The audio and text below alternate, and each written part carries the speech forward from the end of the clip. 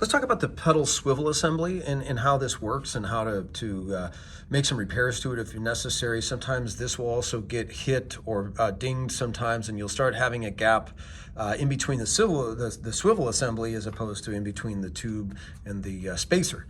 So if this happens, if you have a little bit of extra space or this is a little bit looser, you can undo, pull this down and actually pull it so it's flat, and you can actually twist this around clockwise, and sometimes that will grip and you'll be able to tighten that gap in there. If it doesn't grip, let's take a look at the inside of what will be going on.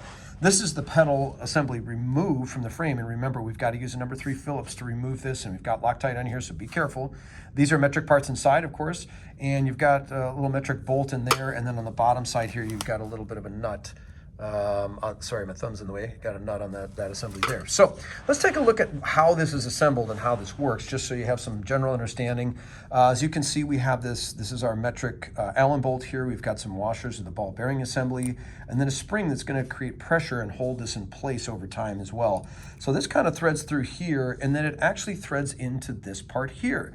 So what's actually happening is when you have the swivel assembly put together, this is actually going to thread in here, and then this little bolt here, or I'm sorry, this little nut is actually kind of our safety plan to make sure this never comes apart.